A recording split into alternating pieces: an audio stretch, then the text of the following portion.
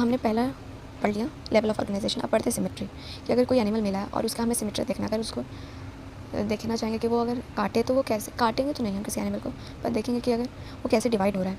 तो सिमेट्री में भी 3 टाइप के सिमेट्री होते हैं, एक एसिमेट्रिकल होता है, एक रेडियली सिमेट्रिकल होता है, एक बायलैटरल सिमेट्रिकल होता है। तो एसिमेट्रिकल ऐसा बॉडी जो हम लोग डिवाइड नहीं कर सकते, उसको कैसे भी कर लो वो इक्वल पार्ट्स में डिवाइड नहीं हो सकता है। तो ऐसे में ज़्यादातर आते हैं पॉलीफेरा के फाइलम, जिसे हम डिवाइड नहीं कर सकते क्योंकि उनका शेप जो है वो सिमिलर है ही नहीं। तो एसिमेट्रिकल का तो हमें याद रहेगा कि ऐसे एनिमल्स, ऐसी बॉडी जो हम डिवाइड नहीं कर सकते, और ऐसे में आता है सिर्फ फाइलम पॉलीफेरा। अब बात करते हैं रेडियली सिमेट्रिकल की।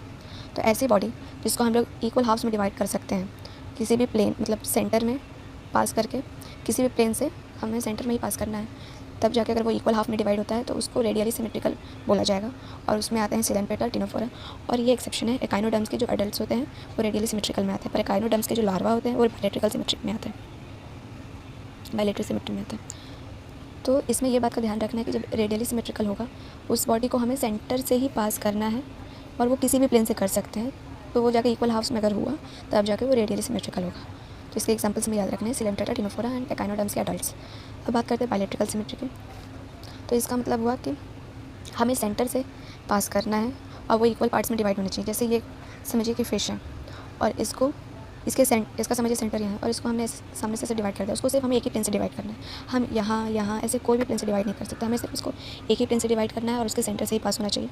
और डिवाइड होने के बाद अगर वो 2 पार्ट्स में इक्वल हाफ में डिवाइड होता है तब जाकर वो बायलैटरल सिमेट्री कहलाता है। देखिए इसमें लिखा ओनली 1 प्लेन।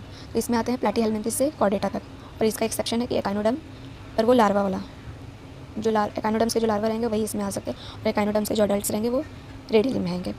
तो हमारा लेवल ऑफ ऑर्गेनाइजेशन हो गया, सिमेट्री हो गया। अब बात करते हैं जर्म लेयर की।